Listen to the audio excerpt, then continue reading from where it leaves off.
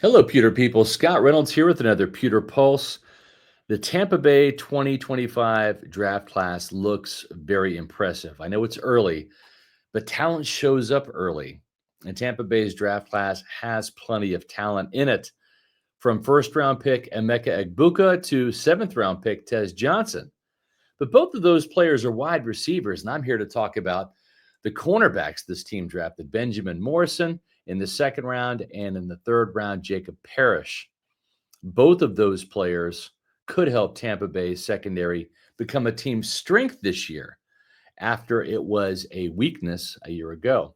I'll have more on that in just a moment in today's Pewter Pulse. But first, a reminder, hit the thumbs up button, give this video a like, also leave a comment. I love reading your comments. And when you do those two things, well, it makes me really happy. And it also helps our YouTube algorithm and gets us in front of more awesome Bucs fans like you. And while you're at it, please hit the subscribe button on Pewter Report TV, our YouTube channel. Help us reach 20,000 subscribers. Thank you very much. All right, let's talk about Benjamin Morrison and Jacob Parrish and how the addition of those two rookies can actually help turn Tampa Bay's secondary into a team strength this year, believe it or not.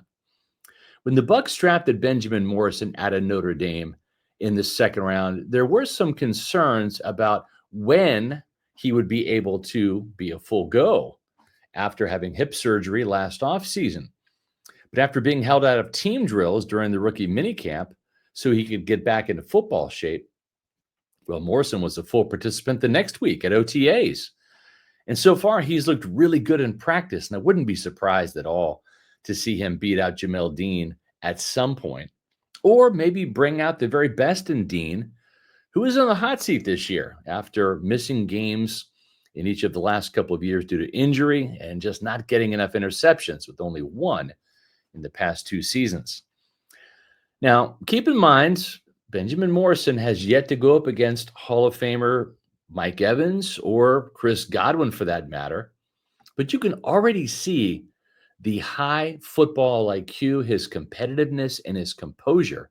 He wears number 21, which was the number of another great Bucs cornerback, Donnie Abraham, the Iceman. Now, Morrison and Abraham are two different kind of cornerbacks, but Abraham did set the Bucs rookie record with 5 interceptions back in 1996. Given his ball skills, I wouldn't be surprised if Morrison winds up making a run at Abraham's record this year if he can crack the starting lineup early. I think the former Fighting Irish ball hawk is going to see plenty of playing time this year, but maybe not as much as Jacob Parrish, who I think will wind up winning the nickelback job. The former Kansas State star burst onto the scene with a pair of pick sixes in rookie minicamp. He's got 4.35 speed, good instincts, and he's a tough tackler in the slot.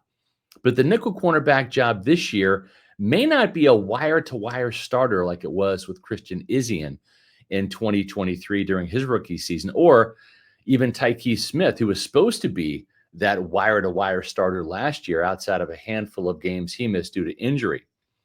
Parrish will be in the mix for the nickel, but so will Zion McCollum if opponents move a bigger wide receiver inside, like the Falcons do sometimes with 6'4", 215-pound Drake London.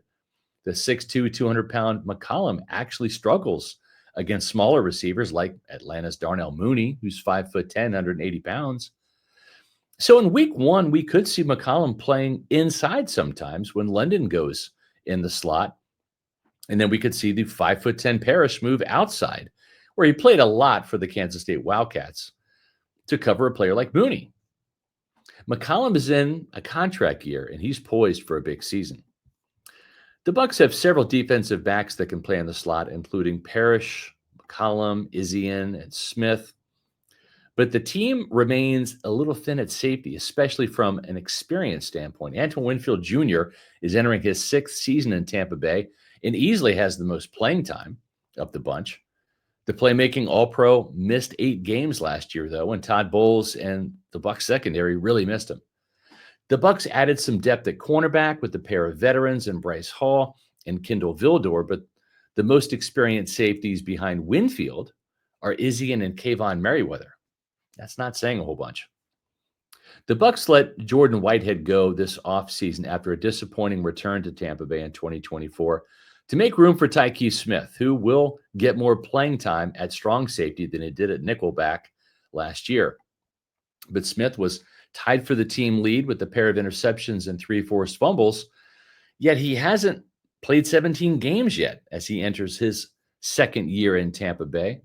Now, Smith and Winfield, they form an impressive 1-2 punch at safety. But again, there just isn't a lot of talent and experience depth behind them. That's why a rookie like J.J. Roberts or Shiloh Sanders, both of whom are undrafted free agents, has a chance to impress and make the 53-man roster this year. Last year, when the Bucs were just ravaged with injuries in the secondary, it forced Todd Bowles to start the likes of Josh Hayes, a second-round corner who's really a special teams ace, one of the better gunners in the league. And also Tyreek Funderburk, an undrafted free agent from Appalachian State. Neither one of those guys was the answer. And the results on the field when they were playing defense were disastrous. Bringing back veteran Bryce Hall and adding Kendall Vildor brings more experience, and drafting the likes of Benjamin Morrison and Jacob Parrish adds more talent at the cornerback position. I think both of those guys, Parrish and Morrison, are future starters. I wish I could say the same about the safety position, but Rome wasn't built in a day, and very good 53-man rosters aren't crafted in just one offseason. Tampa Bay will keep an eye on the waiver wire for an experienced veteran safety to maybe add to the mix, but they might have to make do with guys like Isian and Merriweather behind Winfield and Smith for this season. The Bucs secondary seems better equipped to handle injuries this year, especially at outside corner and in the slot at the nickel position. Let's just hope that Tampa Bay's newfound depth isn't tested this year, and that Todd Bowles has maybe found some injury bug repellent. If the starters stay healthy this year, the Bucs secondary could bounce back big time in 2025 and maybe even be a team strength after being a team weakness a year ago. Well, what's not weak is our coverage at Pewter Report. It's actually quite strong, and we deliver it on Pewter Report TV with our Pewter Report podcast 4 days a week, as well as my Pewter Pulse videos.